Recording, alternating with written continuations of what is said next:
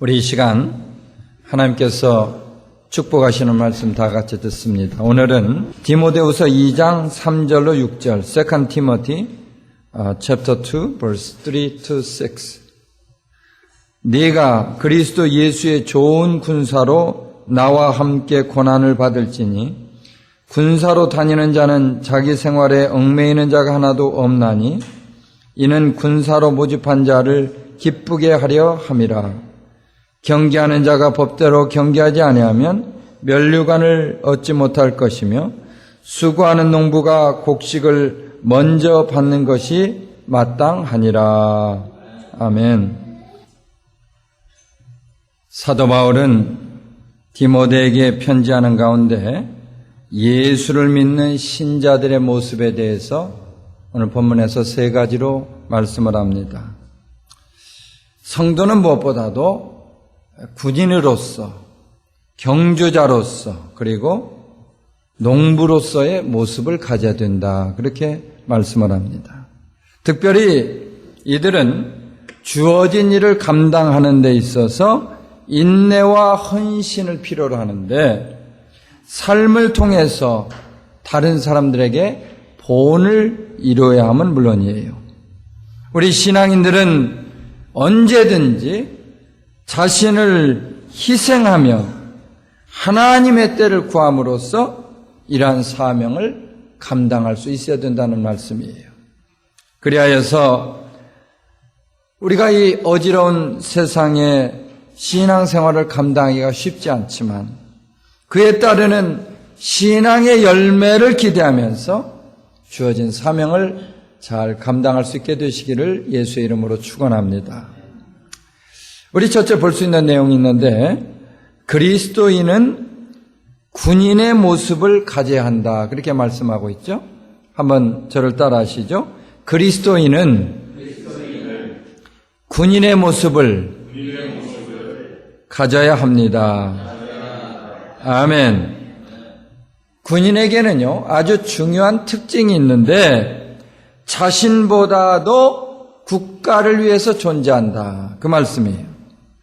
이들은 국가를 위해서 충성을 하고 때에 따라서 목숨까지도 희생할 각오를 한다는 것이죠. 군사는 자신이 속해 있는 나라를 지키기 위해서 개인의 삶까지도 포기한 채 살아가게 되어 있습니다. 본문 4절이 이러한 사실을 우리에게 아주 잘 나타내주고 있습니다. 군사로 다니는 자는 자기 생활에 얽매이는 자가 하나도 없나니 이는 군사로 모집한 자를 기쁘게 하려 함이라. 아멘. 군사는요 국가로부터 부름을 받은 만큼 전쟁을 맞이하게 되면 자신의 유익을 구하기 전에 먼저 국가를 위해서 목숨도 기꺼이 희생할 수 있어야 된다. 자신을 군사로 모집한 국가의 쓰임을 받기 위해서 죽을 각오로 충성을 해야 된다. 그 말씀 아닙니까? 올림픽에서 특별히 육상에서 금메달을 획득한 에릭 리를이라고 하는 사람이 있어요. 이 사람은 올림픽 이후에 거의 매일같이 그 금메달을 딴 기념행사와 파티에 참석하게 되었다고 합니다. 그러던 어느 날 그는 한 축하 모임에서 아주 충격적인 그런 소식을 전하게 됩니다. 여러분의 사랑에 정말 감사드립니다. 지금 제가 꼭 드릴 말씀이 있는데 제 직업은 육상 선수가 아니라는 것입니다. 제게는 달릴 수 있는 기회가 왔고 저 또한 최선을 다해서 달렸을 뿐입니다. 제 삶의 진정한 목표는 중국을 선교하는 것으로서 저는 오랫동안 이 일을 위해서 기도해 왔고 이미 하나님께 약속을 드렸습니다. 저는 중국에서 선교사로 활동하기 위한 훈련 과정의 하나로 육상을 선택하게 되었습니다. 이제 그때가 되었다고 생각을 합니다. 앞으로 중국의 젊은이들에게 복음을 전하고 그들을 가르치기 위해서 스코틀랜드를 떠날 때까지 그에 대비한 훈련을 쌓으려 합니다. 정말로 충격적인 그런 어나운스먼트가 아닙니까? 에릭은 이처럼 하나님 앞에 선교사로 쓰임받기 위한 길을 자원하게 되었던 사실을 믿으시기를 바랍니다. 중국의 선교사인 부모님으로 인해서 그는 중국에서 태어났고 텐진에 있는 영동 기독교 학교에서 과학을 가르치고 체육을 가르치는 교사로 그가 있었습니다. 에릭은 이러한 과정을 통해서 복음을 전하는 군사로 자신을 하나님께 드리게 되었다는 말씀이에요. 우리 모두는 이와 같이 주님을 위해서 영적 전쟁을 치러야 하는 영적 군사라고 하는 사실을 믿으시면 한번 아멘 하시기 바랍니다. 에릭처럼 선한 싸움을 싸우기 위한 군사의 사명을 이제 감당해야 되는 것입니다. 에릭이요, 자신이 세계에서 최고의 육상선수라는 그 자리를 박차하고 인생의 궁극적인 목적을 향해서 나갈 수 있었던 것처럼 우리 삶의 진정한 목적을 이 아침에 깨달아 볼 수 있어야 한다는 말씀이에요. 그리하여서 우리 사랑하는 성도님들마다 우리의 신앙생활 가운데 이와 같은 사실을 귀한 교훈으로 삼을 수 있기를 바랍니다. 운전하는 사람이 운전을 하면서 자꾸 뒤를 돌아보면 위험하게 되는 것처럼 과거에 집착하는 사람은 미래를 향해서 나갈 수가 없는 것이에요. 예수님이 걸어가신 길이 가시밭길인 거 여러분 잘 아십니다. 그분이 걸어가셨던 그 발자취를 보면 고난의 길이고 죽음의 길이었습니다. 그러나 그분을 따르려면 반드시 그 길을 우리는 따라가야 되는 것이에요. 주님을 따르는 일을 세상살이의 어떤 수단이나 방편으로 생각하신다면 이제부터 더 이상 그분을 따라가지 마시기 바랍니다. 이제는요, 과거의 나의 모습이나 생각의 가치 기준을 좀 더 확실히 버릴 수 있게 되기를 바랍니다. 예수님의 부르심에 따르는 어떠한 희생이나 고통도 기꺼이 받아들이는 그런 결단으로 오직 그분을 따라야 한다고 하는 말씀이 되겠어요. 사랑하는 성도님들마다 우리는 그리스도를 따르는 주님의 제자로 부름을 받았습니다. 그리스도인은 주님을 위해서 부름을 받은 만큼 그분을 위해서 죽을 각오로 영적 전쟁에 임할 수 있어야 하는 것이에요. 아멘. 특별히 주님이 머리 되어 계시는 그 교회를 지키기 위해서 우리는 충성하고 헌신을 다할 수 있어야 합니다. 성경에 보면요, 주님의 여러 명령들이 거기에 자세히 나타나 있는데 이것들은 우리가 그분의 제자된 도리로서 반드시 지켜야 되는 절대적인 명령 같은 것이에요. 주님은 일찍이 제자들에게 여러 명령을 하셨는데 우리가 지상명령, The Great Commission이라고 알고 있는 마태복음 28장 18절로 20절에 있는 말씀은 이렇게 말씀을 합니다. 예수께서 나와 일러 가라사대 하늘과 땅의 모든 권세를 내게 주셨으니 그러므로 너희는 가서 모든 족속으로 제자를 삼아 아버지와 아들과 성령의 이름으로 세례를 주고 내가 너희에게 분부한 모든 것을 가르쳐 지키게 하라. 볼지어다 내가 세상 끝날까지 너희와 항상 함께 있으리라 하시니라. 아멘. 주님은 이와 같이 제자들에게 자신에게 있는 권세를 일임해 주셨고 군사의 사명을 감당할 수 있도록 명령도 주셨고 이에 따라서 약속도 허락해 주신 줄로 믿으시면 아멘 하십시다. 따라서 우리 복음의 군사된 우리 성도님들마다 이 시간 주님 나라 확장을 위해서 이러한 명령을 온전히 따르며 살아갈 수 있게 되시기를 예수님의 이름으로 축원합니다. 두 번째로 그리스도인은 경주자의 모습을 이룰 수 있어야 되겠다. 한번 또 따라 하실까요? 그리스도인은 경주자의 모습을 가질 수 있어야 합니다. 아멘. 경주자는 철저한 훈련을 통해서 경주에 임하는 것을 볼 수가 있습니다. 여러분, 운동선수들을 자세히 한번 관찰해 보세요. 그러면 어떤 종목이든지 피나는 훈련과 연습의 과정을 겪게 되는 것을 알 수가 있어요. 여러분 가운데 혹시 전혀 훈련도 하지 않고 경기에 임하는 그런 사람 보신 일이 있습니까? 누구든지 훈련을 하지 않고는 경기에 임할 수가 없다는 것입니다.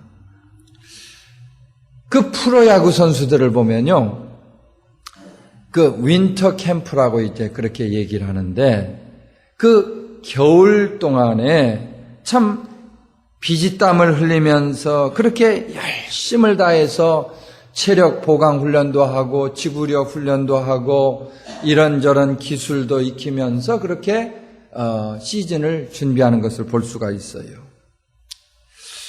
이러한 훈련의 과정을 마친 다음에는 그 훈련 성적과 그 사람의 여러 가지 이제 조건을 따라서 이 사람을 선발로 줄 것인가 아닐 것인가, 이것을 이제 감독이 결정을 하는 것이죠.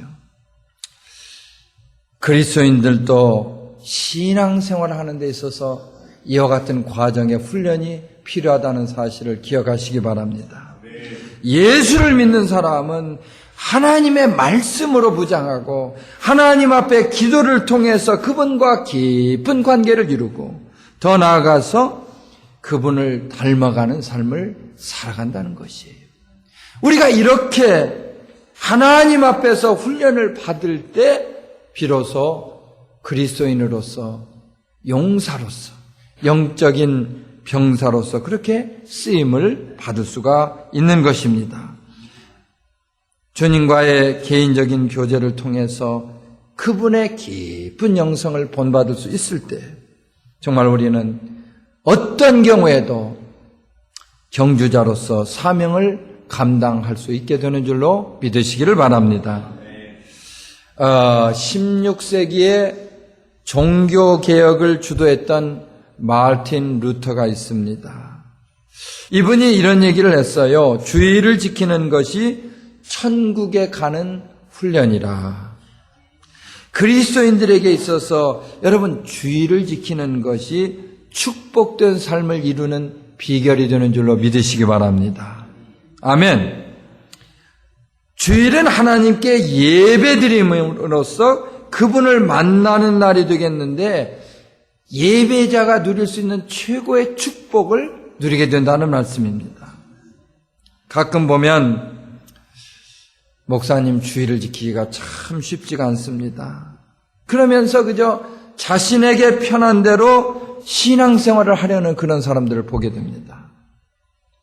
그러나 여러분, 이러한 것들은 주님이 기뻐하시는 신앙생활의 자세가 아니라고 하는 말씀입니다. 당장은 힘들고 당장은 어려울 수도 있지만 세상 방법이 아니라 주님이 기뻐하시는 방법을 통해서 우리는 신앙생활을 감당할 수 있어야 되겠어요. 아멘. 그러한 의미에서 우리는 기왕의 신앙생활을 하면서 그분에게 인정받는 예배자의 삶을 이룰 수 있어야 합니다. 주님은요, 지금 우리 모두를 보고 계시는 가운데 천국에 이르는 훈련의 과정에서 그 어떤 사람도 경주장에서 낙오되지 않기를 간절히 바라고 계십니다. 루터가 아까 얘기한 것처럼 주의를 온전히 지키는 것이 천국에 가는 훈련이다. 이 말씀을 여러분 꼭 좀 기억하시기를 바랍니다. 그리스도인은요, 일주일 동안 바쁘게 살다가도 주일이 되면 세상에서 힘써서 애써서 일하던 모든 일손을 내려놓고 먼저 하나님 앞에 나와서 예배를 드릴 수 있어야 한다는 말씀이 되겠어요. 삶이 힘들고 어려우십니까? 우리는 더욱더 중심을 다해서 그분 앞에 나오기를 힘써야 합니다. 그분이 우리를 도와주실 수 있도록 그분 앞에 나갈 수 있어야 된다는 말씀 아니겠어요? 우리의 신앙생활은 처해진 형편이나 환경이나 이런 것들에 관계없이 주님의 나를 거룩하게 지키는 데서부터 시작된다고 하는 사실 믿으시면 한번 아멘 하시기 바랍니다. 운동선수를 보면요, 이 경기에 임하면서 무엇보다도 규칙을 잘 지키게 되어 있어요. 본문 5절에서 보는 것처럼 경기하는 자가 법대로 경기를 하지 아니하면 면류관을 얻지 못할 것이라, 그렇게 말씀하고 있죠. 여러분, 100m 단거리 선수는 출발 지점에서부터 골인 지점에 이르기까지 철저히 룰을 따라서 달려야 하는 것입니다. 요사이는 아주 기계가 잘 발달되어 있어가지고 그 정밀하게 확인을 하기 때문에 조금만 이렇게 잘못된 동작을 취해도 금방 실격으로 처리를 하는 그런 것을 보게 됩니다. 가끔씩 보면 다른 사람보다 조금 더 빠르게 출발하겠다, 그렇게 하다가 그저 실격 처리가 돼가지고 어려움을 겪게 되는 것을 볼 수가 있어요. 여러분, 운동 경기에 임하면서 규칙을 지키지 않는다고 한다면 때로는 1년도, 때로는 2년도, 올림픽 같은 경우는 4년을 그렇게 피땀을 흘리면서 기다리고 그렇게 고통 속에서 훈련을 받았던 것들이 허사가 된다고 하는 사실을 생각해 볼 수가 있습니다. 이런 사실을 생각해 볼 때 우리의 신앙생활도 이와 마찬가지라고 하는 것입니다. 신앙생활을 잘하려면 무엇보다도 하나님이 허락하시는 법을 잘 지킬 수 있어야 되는데, 신앙생활에는 하나님과 우리와의 관계에서 크레딧을 쌓는 것이다. 저는 그렇게 생각을 해보고 싶습니다. 우리는 하나님 앞에 나갈 때 정직과 성실과 인내를 보여줄 수 있어야 합니다. 세상에서 하듯이 내 뜻대로 행하면서 그분 앞에 크레딧을 받을 수 있다고 생각하지 마십시다. 자기 뜻이나 자기 생각대로 하면서 하나님께서 나의 어려운 거 아시고 이해해 주시겠지, 이런 착각하지 말라는 것입니다. 모든 것을 아시고 모든 것에 능하신 그분에게 눈속임 하듯이 하면서 신앙생활 할 수 없다는 말씀이 되겠어요. 사도 바울은 빌립보서 3장 14절에서 고백합니다. 표대를 향하여 그리스도 예수 안에서 하나님이 위에서 부르신 부름의 상을 위하여 쫓아가노라. 아멘. 그 현대인의 성경이라는 것이 있는데, 현대인의 성경에 보면 이 말씀을 이렇게 풀이하고 있습니다. 그리스도 예수님 안에서 하나님이 위에서 나를 부르신 부름의 상을 얻으려고 목표를 향해 달려가고 있습니다. 무슨 말인지 아시죠? 바울과 같이 신앙의 경주장에서 우리가 모두 승리하기 위해서는 100m를 달리는 경주자의 자세로 최선을 다해야 하는 것입니다. 오직 예수를 표대로 해서 예수님을 결승점으로 생각하면서 모든 환난과 어려움도 극복하면서 선한 싸움을 다할 수 있어야 된다는 사실 믿으시면 한번 아멘 하시기 바랍니다. 세 번째로, 그리스도인은 농부의 모습을 가져야 되겠다, 그 말씀이에요. 한번 더 따라 하시죠. 그리스도인은 농부의 모습을 가질 수 있어야 합니다. 아멘. 1년 농사를 시작하는 농부는요, 언제나 준비하며 기다리는 그런 마음으로 1년을 지냅니다. 농부는 씨앗을 뿌리는 파종기를 기다리면서 준비하고 또 곡식을 거둬들이는 추수기를 준비하면서 기다리게 되어 있어요. 씨앗을 뿌린다고 해서요, 당장 거기에서 싹이 나오거나 열매를 맺는 법이 없습니다. 때를 따라서 비도 오고 햇볕도 쪼이고 또 곡식이 자라기에 적당한 여건이 이루어져야 하기 때문에 농부는 그냥 이러한 시간을 대책 없이 기다리게 되는 것이에요. 하늘이 비를 내리고 내리던 비가 또 그치고 그렇게 할 때까지 계속 참고 인내함으로 기다리게 되어 있다는 말씀입니다. 그리하여서 본문 6절에 나오는 말씀과 같이 끝까지 인내함으로 수고하는 농부는 다른 사람보다 농사의 열매를 먼저 받게 되는 줄로 믿으시기 바랍니다. 이처럼 수고함으로 하나님의 도우심을 기다리는 자세야말로 농사를 짓는 사람에게 있어서 절대적인 덕목이 된다는 사실을 생각해 볼 수가 있습니다. 우리 신앙인들에게 있어서도 이러한 자세가 절실하게 필요한 것입니다.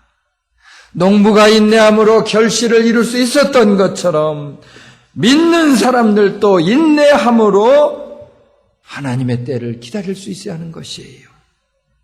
신앙생활 가운데 그 열매를 허락하시는 분은 바로 하나님이시기 때문입니다. 아멘입니까? 우리가 성령을 받아서 주님이 기뻐하시는 열매를 맺는 데에는 많은 시간을 필요로 할 때도 있습니다. 주님이 기뻐하시는 삶을 위해서는 우리의 때가 아니라 그분의 때를 기다려야 된다는 그런 말 아니겠습니까?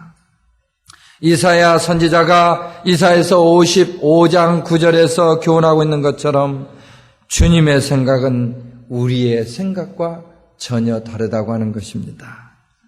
이는 하늘이 땅보다 높음같이 내 길은 너희의 길보다 높으며 아멘. 내 생각은 너희의 생각보다 높음이니라. 믿으시면 아멘 하십시다. 어떤 일이 있더라도 결코 낙심하지 않고 우리가 그분을 의지해야 할 이유가 바로 여기에 있다는 말씀입니다. 우리 한 사람 한 사람을 구하기 위해서 끝까지 고난을 견디신 주님의 인내를 본받아서 무슨 일이든지 참고 인내할 수 있게 되기를 예수 이름으로 축원합니다. 그런데요, 우리가 이렇게 매 주일마다 말씀을 듣기는 듣는데 이 자신의 삶을 통해서 하나님의 뜻을 이루지 못하는 경우가 많이 있죠. 이들은 많은 경우에 인생의 왕이 되시는 하나님의 말씀을 별로 관심을 두지 않는다는 것입니다. 예수님께서 비유로 말씀해 주셨죠. 천국은 좋은 씨를 제 밭에 뿌린 사람과 같다. 이 말씀 좀 깊이 생각해 보세요. 삶 가운데 우리가 이러한 씨앗을 뿌릴 수 있어야 되겠는데 그러지 못하고 있다는 말입니다.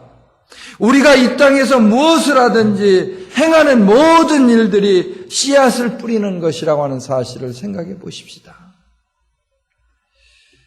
개인적으로 나를 위해서 하는 일들, 학교에서 어린 학생들을 가르치는 일들, 또 다른 사람의 어려움을 알고 도와주는 모든 일들이 바로 세상에서 씨앗을 심는 일입니다. 그리고 이러한 일들은요, 나중에 주님께서 우리 가운데 오실 때 추수를 준비하는 일이라 하는 것을 잊지 마시기를 바랍니다. 말씀을 듣고 깨달아 순종하는 사람은 자신을 바라보는 사람에게 주님의 영향력을 끼치는 거예요. 주님의 말씀으로 그 사람에게 다가가는 사람은 그 사람에게 말씀을 심는 것입니다. 그럼으로써 그 사람들이 장차 그 결실을 이루게 되고, 그럼으로써 구원의 역사가 일어나고 우리는 그러한 잔치의 기쁨으로 참여한다고 하는 사실을 믿으시기 바랍니다. 농부가 씨앗을 뿌리는 것처럼 우리 모두는 말씀의 씨앗을 뿌리며 살아갈 수 있기를 간절히 바랍니다. 씨앗을 뿌리지 않으면 어떤 경우에도 열매를 거둘 수가 없는 거예요. 그렇지 않습니까? 시편 기자는 시편 126편에서 말씀합니다. 눈물을 흘리며 씨를 뿌리는 자는 기쁨으로 거두리로다. 울며 씨를 뿌리러 나가는 자는 정녕 기쁨으로 그 단을 가지고 돌아오리로다. 아멘. 눈물로 씨앗을 뿌리는 헌신을 통해서 천국의 열매를 맺을 수 있는 것이에요. 한 영혼이 구원을 이루는 데에는 그만한 희생을 필요로 하고 있습니다.